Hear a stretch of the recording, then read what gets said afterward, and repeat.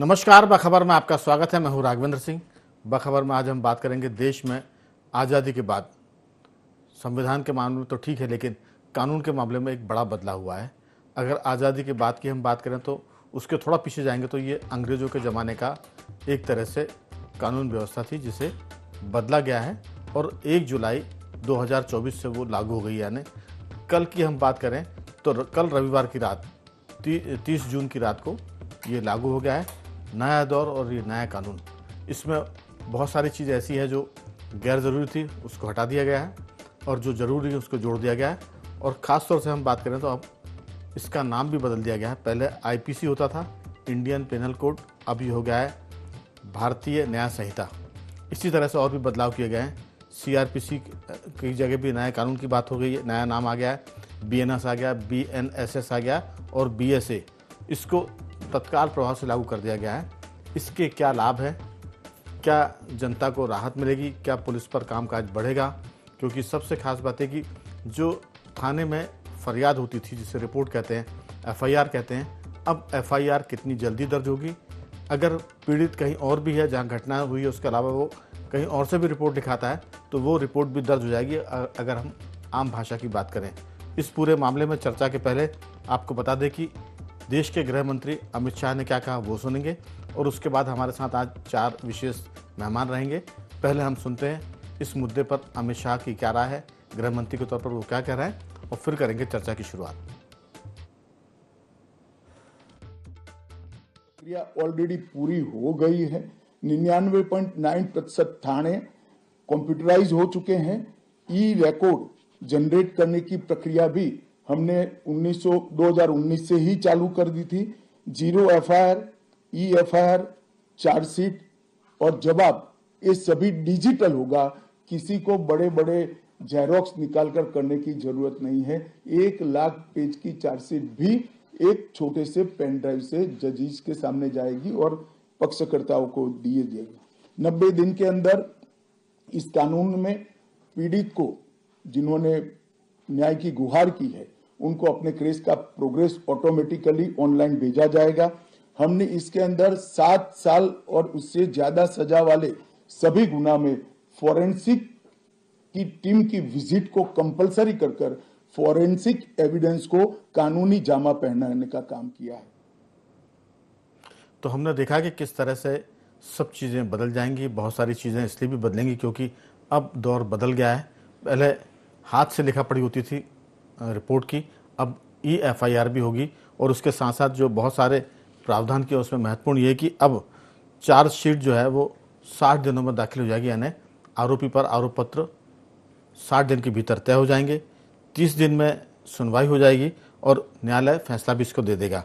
Judgement दिए जाने के 7 दिन के भीतर न्यायालय की तरफ से या अदालत की तरफ से फरियादी और आरोपी दोनों को अपने जजमेंट की कॉपी भी दे दी जाएगी। और इसमें कह सकते हैं कि महिला और बच्चों को भी विशेष सुविधा मिलेगी। और ये बहुत सारी बातें जिसे हमारे विशेषज्ञ आपके साथ शेयर करेंगे। आपको बता दें कि टेलीफोन लाइन पर जुड़े हैं मध्य प्रदेश के वरिष्ठ पत्रकार रघुवर गोहिया जी, और स्काइप पे हमारे साथ जुड़ेंगी शिखा छिब्बर जी, जो एलएलएम है यानी कानून की जानकार हैं, ज्ञाता है। उसके साथ साथ वो आईपीएस अफसरों को भी एक तरह से ट्रेनिंग देती हैं कानून के बारे में, वो भी आपको बताएंगी शिखा छिब्बर जी। और स्टूडियो हमारे साथ 2 विशेष मेहमान हैं। मध्य प्रदेश के वरिष्ठ पत्रकार श्री योगीराज योगेश जी हमारे साथ स्टूडियो में रहेंगे और सामाजिक सरोकार से जुड़े कमल राठी जी भी स्टूडियो हमारे साथ हैं। आप सभी का बहुत बहुत स्वागत है। शिखा जी, मेरी आवाज़ सुन पा रही हैं आप? बिल्कुल सर, नमस्कार। नमस्कार। दरअसल नया कानून है, हम इसको नया कानून तो नहीं कहेंगे, लेकिन कानून में नए प्रावधान किए गए हैं और ये नए भारत के हिसाब से, आज़ाद भारत के हिसाब से है। आप और इसको बेहतर तरीके से समझा पाएंगे कि जब देश आज़ाद हुआ तो ब्रिटिश काल के बहुत सारे कानून, बहुत सारी व्यवस्थाएं लागू थी। पिछले कुछ वर्षों में सैकड़ों कानून ऐसे थे जो गैर ज़रूरी थे, वो ख़त्म कर दिए गए और अब आज की ज़रूरतों के हिसाब से जिस तरह के कानून की ज़रूरत थी, सरकार ने उसका प्रावधान किया है। आप बताएं ज़रूर कि हमारे दर्शकों को कि जो बदलाव हुए हैं वो जनता के लिए कितने मुफीद हैं, कितने ज़रूरी है और इससे न्याय मिलने में कितनी लोगों को सुविधा होगी। और इसके साथ साथ जो लोग फरियाद करते हैं, चाहे वो पुलिस थाने की बात करें या बच्चों के न्याय की बात करें, महिलाओं के न्याय की बात करें, उसमें कितनी सुविधा मिलेगी। आपकी राय इस पूरे मामले में। नमस्कार आप सबको। तो जैसा कि आपने कहा कि क्या मुख्य मुख्य होंगे, तो अपराध तो बहुत सारे नवीन अपराध बनाए गए हैं और जो पुराने अपराध थे उनमें कई में दंड बढ़ा दिया गया है और कुछ अपराध जो ऐसे थे जिनकी अब जरूरत नहीं थी उनको हटा भी दिया गया है। जहां तक कि हम बात करें बच्चों, महिलाओं और बच्चों के प्रति स्पेशली जो कार्य प्रणाली में जो बदलाव आएगा पुलिस की, वो ये है कि तकनीक का बहुत ज्यादा हमने प्रयोग पहले नहीं कर पा रहे थे, अब उसको हम कानूनी प्रावधान के साथ कर पाएंगे। जैसे कि हम EFIR कर पाएंगे। EFIR से कहीं ना कहीं ऐसा बहुत बड़ा सेक्शन है हमारी सोसाइटी का जो इंटरनेट यूज करता है, जो फोन यूज करता है, जो हर चीज आजकल घर बैठे ऑनलाइन यूज करता है, तो ऑनलाइन वो FIR क्यों नहीं कर सकती। तो ये चीज करने से ऑब्वियसली हमारे सिटीजन फ्रेंडली बनाने की प्रयास किया गया है पूरे क्रिमिनल जस्टिस सिस्टम को, कि FIR रजिस्टर करने के लिए थाने ना जाना पड़े और घर बैठ के कहीं भी वो FIR कर सके कोई भी सिटीजन। देन महिलाएं हैं, बच्चे हैं और बुजुर्ग लोग हैं, उनको थाने जाके बयान देने की जरूरत नहीं है, घर में आके उनका बयान लिया जाएगा उनकी। तो ये सबसे सबसे महत्वपूर्ण बात है कि सिटीजन फ्रेंडली अल्टीमेटली जनता क्या चाहती है। जनता क्या चाहती है कि जब क्राइम अगर होता है तो उनको दर बदर जाके बार बार थाने जाके परेशान ना होना पड़े, महिलाओं को बुजुर्गों को कष्ट ना हो। तो इन छोटे छोटे प्रयासों के माध्यम से सिस्टम इतना बदल जाएगा कि जो एक यूजर फ्रेंडली अप्रोच होती है किसी सर्विस की, वैसी हो जाएगी कि जनता को जो पीड़ित है उसे थाने नहीं जाना है, थाने के लोग, थाने के अफसर, थाने के महिला अफसर वो पीड़ित के पास आएंगे और पीड़ित को न्याय देंगे। तो हम न्याय की बात करते हैं तो न्याय का मतलब सिर्फ अपराध का दंड देना नहीं है। न्याय पीड़ित के लिए वो होता है कि जब एक तो उसका अपराध हो गया और अपराध होने के बाद उसको इतना सपोर्ट सिस्टम मिले, उसको बिना किसी कष्ट के, बिना किसी बाधा के वो अपनी कंप्लेन रजिस्टर करा सके, बयान दे सके, पुलिस की मदद कर सके, सही सूचना जरूरत पड़ने पे शेयर करने पर, और पूरी ट्रायल के दौरान उसे हर पब्लिक प्रोसिक्यूटर हो, न्यायालय हो, सबका साथ मिले। एंड जब टेक्नोलॉजी का यूज किया जाएगा तो ऑब्वियसली पीड़ित को जल्द से जल्द न्याय मिलेगा और हमारे जो तकनीक का इस्तेमाल होगा तो कहीं ना कहीं जो एक इन्वेस्टिगेशन जब फास्ट होगी, विश्वसनीय होगी, तो इसमें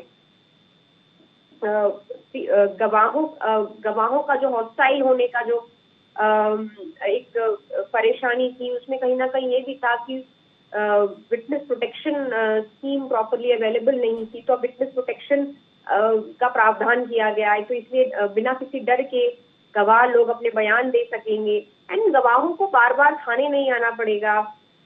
इलेक्ट्रॉनिक कम्युनिकेशन के माध्यम से उनके बयान लिए जा सकते हैं। तो इन सब प्रावधानों से अल्टीमेटली न्याय जल्दी मिलेगा, न्याय बिना किसी कष्ट के मिलेगा पीड़ित को।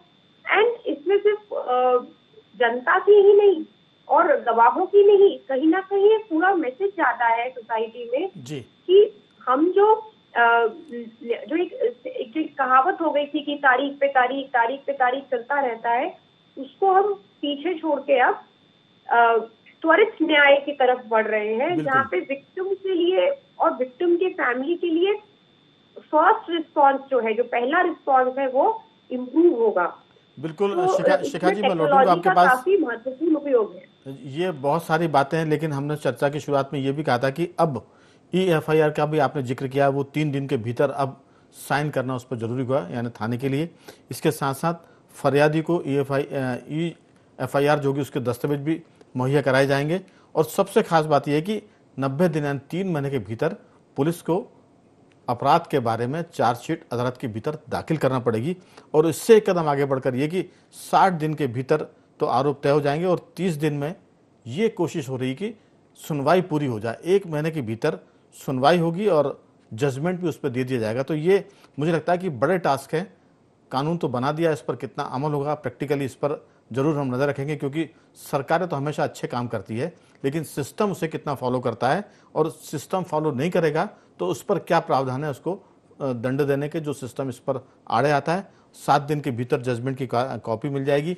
इसके साथ साथ दरअसल ये जो सारा मामला है वो अपराध में हमने कहा था बच्चे और महिला के मामले में योगीराज जी जो बलात्कार का आरोपी है उसे अभी तक आजीवन और मैंने पहले 10 वर्ष का प्रावधान था कैद का, फिर वो आजीवन कारावास में, और कई राज्यों में ये इनमें फांसी की सज़ा भी दी गई है। इसमें खास बात यह कि 16 वर्ष से कम आयु के जो पीड़ित होते हैं, माने दुष्कर्म की शिकार जो बेटियां होती हैं या महिलाएं होती है, उन पर भी आरोपियों को 20 साल का कारावास दिया जाएगा, ऐसा प्रावधान किया गया है। गैंग रेप की बात करें तो उसमें वयस्क है, उनको भी आजीवन कारावास और कई जगह फांसी की सज़ा भी कई राज्यों में। 12 साल से कम उम्र की अगर पीड़िता है बलात्कार के शिकार, तो उसके आरोपी को न्यूनतम सज़ा बताई है कि 20 साल दी जाएगी।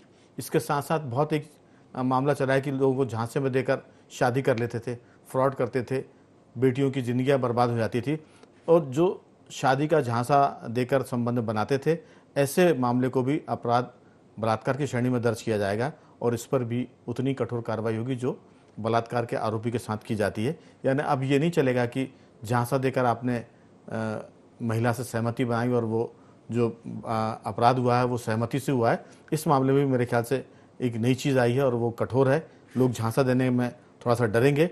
इसके साथ साथ अब राज्य सरकारें कोई भी केस को एक तरफा बंद नहीं करेंगी, ये भी इसमें प्रावधान है। और पॉलिटिकल जो मामले होते थे धरना प्रदर्शन के और उसमें जो कई बार उपद्रव होते थे, उस मामले में भी अब अगर मुकदमे वापस होते हैं तो फिर नागरिकों की मंजूरी लेनी पड़ेगी। लेकिन अब ये चीज़ें, ये प्रावधान ऐसे हैं, जब इस पर काम होगा तो व्यवहारिक क्या दिक्कतें आ रही हैं, उसमें क्या रास्ते निकल रहे हैं, ये सब चीज़ें इसमें महत्वपूर्ण है। इलेक्ट्रॉनिक चूँकि सब तरीके से सबूत होंगे, गवाही होगी, अब ज़रूरी नहीं कि अपराधी को जेल से बार बार अदालत लेके आया जाए, कोर्ट लाया जाए। और एक और बात है योगीराज जी की, मॉब लिंचिंग का जो मामला था उसमें 7 साल की कैद होगी कम से कम, या फिर उम्र कैद और या फांसी का प्रावधान। ये एक बड़ी मेरे ख्याल से इसमें ज़रूरत है, क्योंकि पिछले कुछ दिनों से हमला करके लोगों को मारने की बात हो रही थी, मॉब लिंचिंग, इस पर भी कड़ा कानून है। तो बहुत सारी चीज़ें हैं जो बदली हैं, आपकी राय? नहीं, कुछ बदलाव तो बहुत अच्छे किए गए हैं, और महत्वपूर्ण बात यह है कि बदलते समय में, बदलते दौर में अपराधों का तरीका भी बदला और नए नए अपराध सामने आए। और आजकल ज़्यादातर जो अपराध हो रहे हैं वो साइबर ठगी के अपराध हो रहे हैं।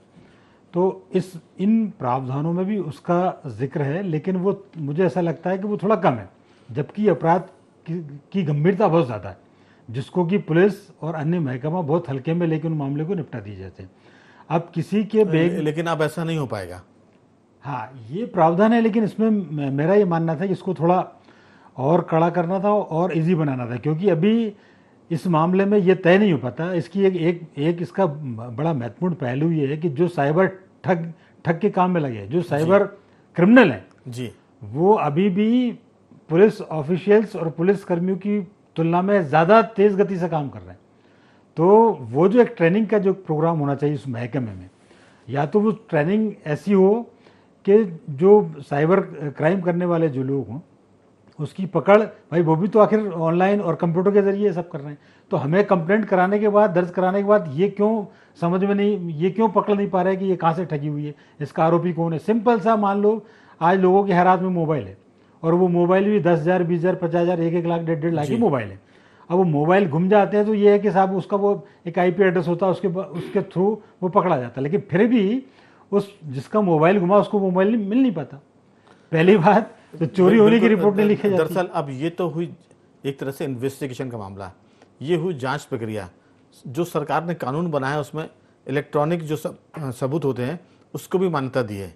सबसे खास बात है कि अगर किसी के पास वीडियो क्लिपिंग है, किसी के पास व्हाट्सएप का मामला है, वो अगर कुछ मैसेज हैं या मैसेज बॉक्स में कोई मैसेज किए गए हैं, तो वो भी अब सबूत के तौर पर सरकार ने उसको नए कानून में मान्यता दी है। पहले अक्सर इन चीज़ों को खारिज करते थे कि इलेक्ट्रॉनिक मामला है और इसको हम नहीं मानते। तो दरअसल ये सारा मामला राठी जी इलेक्ट्रॉनिक युग है, हर चीज़ें, अब तो AI आ गया, आर्टिफिशियल इंटेलिजेंस भी आ गई है, इसमें तो और मुश्किल हो जाएगी। लेकिन सरकार ने जो फोकस, जो हम समझ पा रहे हैं, इस बात पर किया है कि शिकायतकर्ता की शिकायत जल्दी दर्ज हो, उसके साथ साथ उसकी सुनवाई 60 दिन में हो जाए और 1 महीने के भीतर वो जजमेंट दे दिया जाए। मुझे लगता है कि ये सब मामला कुल मिलाकर हम मोटे तौर पर समझें तो साल भर के भीतर किसी भी केस का निपटारा होगा, उसकी सुनवाई हो जाएगी, उसके सबूत हो जाएंगे, जरह हो जाएगी और अदालत की तरफ से उसका फैसला आएगा। इसमें मिनिमम या मैक्सिमम आप जो भी टाइम समझें, साल भर के भीतर अब आपके सामने किसी भी प्रकरण का फैसला आ जाएगा। इसका मतलब कि अब जो लंबित होती थी कार्रवाई वो भी मेरे ख्याल से इसमें हमें बचाव की उम्मीद दिख रही है कि अब मुकदमों की सुनवाई जल्दी होगी और फैसले भी आएंगे जल्दी। देखिए, ऐसा है कि जब भी इतिहास है, पूरे दुनिया का इतिहास है कि जब राजा महाराजा बदलते थे तो कानून भी बदलते थे। तो वैसे ही हम देखें कि हमें अंग्रेज़ों के शासन के बाद एक कानून को कुछ परिवर्तन करने की आवश्यकता थी, तो वही परिवर्तन किया। लेकिन एक बात जो कही जाती कि हमने बहुत सारे कानूनों को कम करके, मतलब उनमें से घटा के कुछ ही कानून कर दिए, तो मुझे लगता है ये बात थोड़ी सी मेरे समझ के परे है, क्योंकि एक आध कानून में कुछ 500 थे, वो 470 कुछ कोड कर दिए, दूसरों में तो बढ़े ही हैं, घटे नहीं हैं जी।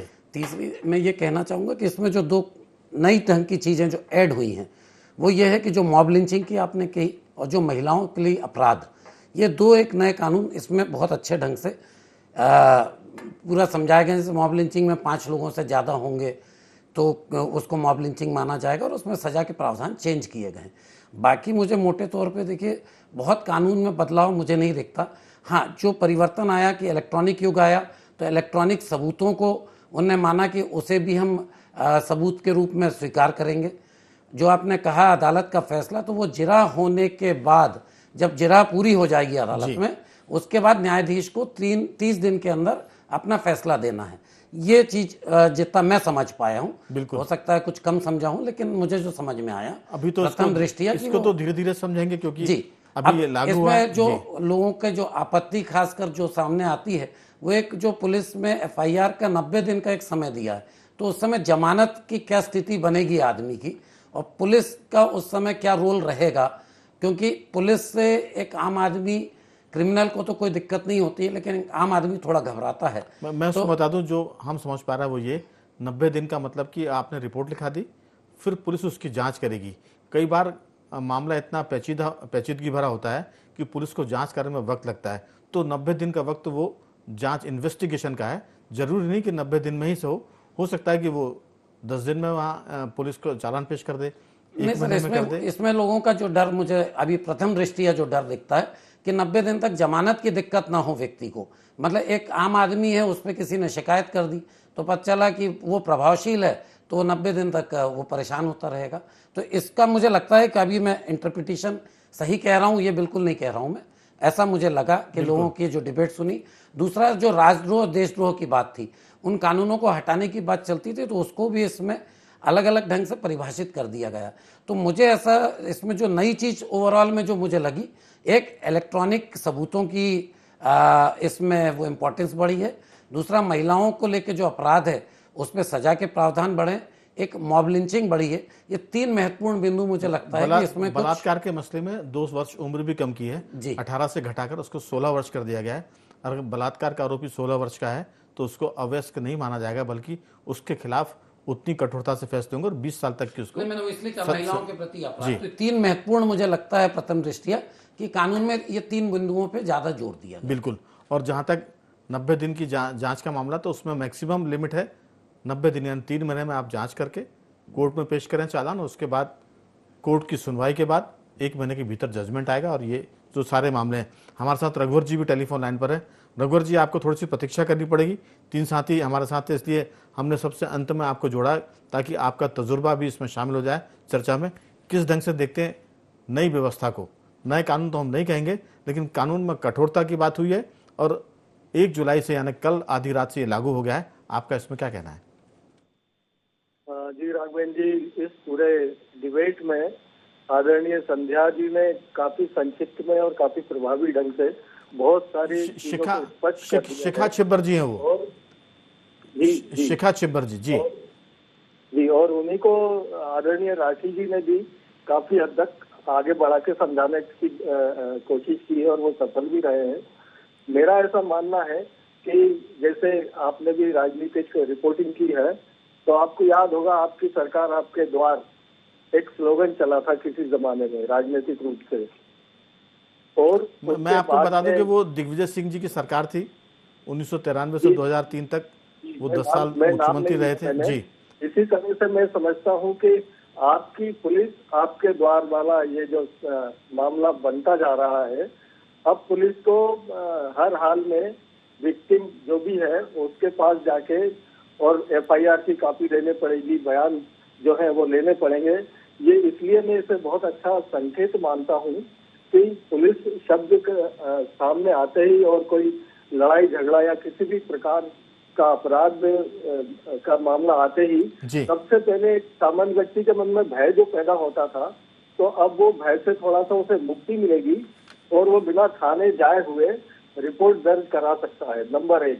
दूसरी बात यह है कि मध्य प्रदेश इस नए कानून के उसमें एफआईआर दर्ज कराने में पहला राज्य देश में बन गया है, ऐसा मेरी जानकारी में आया है। और भोपाल में ही 12:05 पर एक एफआईआर दर्ज हुई है हनुमानगंज थाने में जी। और वो गाली गलौज की रिपोर्ट थी। तो ये कितनी बड़ी बात है कि जरा सा गाली गलौज के मामले में जहाँ व्यक्ति जो है थाने जाने की बात भी नहीं सोच पाता था, उसकी घर बैठे ही रिपोर्ट दर्ज हो गई। ये हरिनारायण चारी ने कहीं जानकारी दी है। जी। और गृह मंत्री अमित शाह ने भी एक बयान दिया है किसी मीडिया पर्सन को। उनका भी यही कहना है कि 12:10 पर ग्वालियर में कोई बाइक चोरी की घटना हुई थी, वो मामला भी दर्ज हुआ है।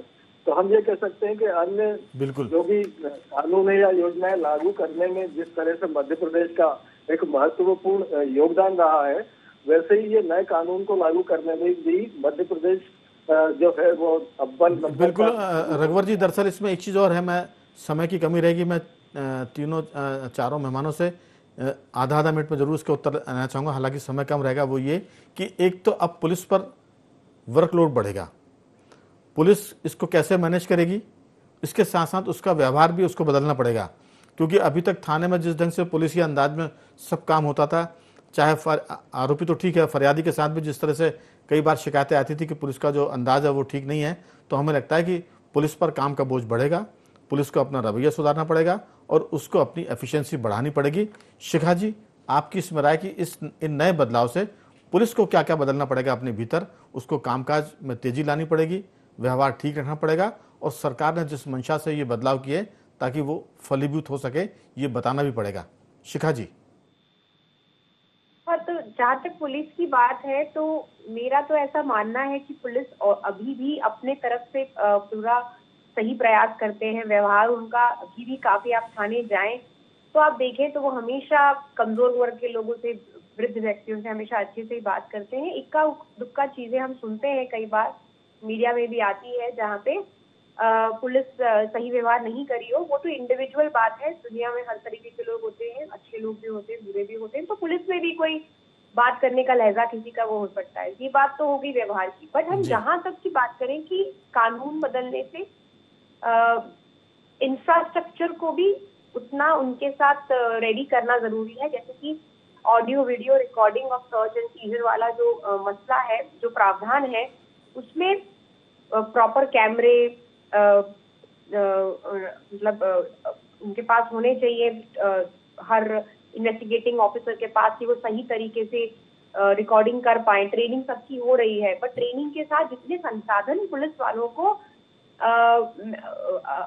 उनके पास होने चाहिए, शिखा जी, दरअसल वो संसाधन तो इंश्योर करना कि उनको मिले। संसाधन का तो मामला ऐसा है कि हर एक के पास, गवर्नमेंट की रिस्पॉन्सिबिलिटी हो। शिखा जी, अब मोबाइल तो सबके पास है, जरूरी नहीं कि उसके लिए कोई कैमरा यूनिट लगाई जाए। यही फर्क है प्राइवेट सेक्टर और सरकारी सेक्टर में। हम जब पुलिस की बात करते हैं तो एकदम सरकारी अंदाज में कि उसको पूरा सिस्टम चाहिए। हर के पास आजकल स्मार्ट मोबाइल है, आप रिकॉर्डिंग तो कर ही सकते हैं और वो सबूत के तौर पर कोर्ट में मान्य भी होगी। तो हम उसकी प्रतीक्षा, मुझे लगता है कि करने की जरूरत नहीं पड़ेगी कि संसाधन बहुत चाहिए। रिकॉर्डिंग की बात है तो उसके लिए बहुत सी चीज़ें उपलब्ध हैं और सबके पास है। योगीराज जी, आपकी इसमें राय? देखिए राघव जी, बहुत छोटी सी, हाँ, कुछ चीजें तो खैर जिसमें सभी लोग एक मत 30 हैं, सेकंड अपने पास जी। जो सभी लोग एक मत हैं वो तो है ही, कि इस बारे में तो किसी को कोई ऑब्जेक्शन है नहीं। ये जो प्रोसेस जो बताया गया, ये पहले भी था 90 दिन का प्रावधान, पहले भी 60 दिन में आरोप तय करने ही पड़ते थे। लेकिन अभी जो हुआ है कि अब मजिस्ट्रेट सुनवाई के बाद 45 दिन में फैसला देगा, लेकिन 30 दिन में देगा। 30 दिन में, लेकिन मजिस्ट्रेट कितने दिन सुनवाई करेगा, उसका कोई प्रावधान ही नहीं। तो मतलब जो अपन तुरंत और जल्दी न्याय की उम्मीद कर रहे हैं, उसको इस बारे में कुछ नहीं कहा गया। बहुत सारी वजह है राठी जी। दरअसल अदालतों में जजों की संख्या कम है, सुनवाई का सिस्टम ठीक नहीं है, पेशी पर पेशी बढ़ती जाती है। तो मुझे लगता है कि सबको सुधरना पड़ेगा, जजों को भी कामकाज बदलाव लाना पड़ेगा। वकील जो कई बार मामले को बहुत टालते हैं, खींचते हैं, उनको भी, क्योंकि उनके बहुत सारे फायदे होते हैं कि जितनी पेशियां बढ़ेंगी हर पेशी पर पैसा मिलेगा, तो दोनों साइड के वकील तय करते हैं और पेशियां बढ़वाते हैं। तो मुझे लगता है कि इसमें थोड़ा सा प्रोफेशनली भी चीज़ों को बहुत क्लियर करना पड़ेगा। आपकी छोटी सी राय। इसमें दो चीजें और बची सर, मेरा लगना है कि ये रेट्रोस्पेक्टिव रहेगा या नए के लिए रहेगा। जो पुराने अपराध हो गए हैं और वो केस चल रहे हैं, उनका क्या होगा? आप तो नए पर फोकस करें, पुराने पर नहीं है जी। उसकी स्पष्टीकरण की शायद आवश्यकता है। दूसरा, जैसा शिखा जी ने कहा कि हमें इंफ्रास्ट्रक्चर और उस इंफ्रास्ट्रक्चर पे ट्रेनिंग, जो आपने कहा बहुत कि मोबाइल सबके पास है, सब कुछ है, तो व्यवहारिक ट्रेनिंग की भी आवश्यकता पड़ेगी, कानून को समझाने की भी आवश्यकता पड़ेगी। इतना तो लोग फोटो खींचने में ट्रेंड होगा, लोग कोई मरता भी आदमी, कोई कोई मरते हुए आदमी को भी लोग बचाते कम है, पहले फोटो खींचते हैं और वीडियोग्राफी करते हैं। रघुवर जी, आपकी छोटी सी राय, समय खत्म हो चुका है। मैं ये कहना चाहूंगा कि इस 3 नए कानून जो बनाए गए हैं, इनमें एक और अच्छी बात है, वो ये है कि कुछ छोटे मोटे जो क्राइम होते हैं उसमें अब जो भी अपराधी घोषित हो जाएगा अदालत से व्यक्ति जी, वो कम्युनिटी सेवा उसे करना पड़ेगी। बिल्कुल, यानी कम्युनिटी सेवा भी एक पनिशमेंट के रूप में व्यक्ति को दिया जाएगा, जैसा ही कि आपको पता है। बिल्कुल रघुवर जी, ये सब नए नए प्रावधान है और हम इस पर और भी बातचीत करते रहेंगे, क्योंकि अभी तो लागू हुआ है और फिर किस ढंग से लागू हो रहा है, इसमें क्या दिक्कतें आ रही हैं, इस पर भी हम बात करेंगे। लेकिन अभी तो नए बदलाव का स्वागत है। उम्मीद करते हैं कि जनता, पुलिस और अदालतें इस पर बेहतर काम करेंगी और परिणाम अच्छे आएंगे। चारों मेहमानों का धन्यवाद। रघुवर जी, आपका साधुवाद। शिखा जी, आपका धन्यवाद। योगीराज जी, आपका भी, और राठी जी, आपका बहुत बहुत धन्यवाद कि आपने इस चर्चा में हिस्सा लिया। बखबर में आज इतना ही। बने रहिए हमारे साथ, देखते रहिए IND24।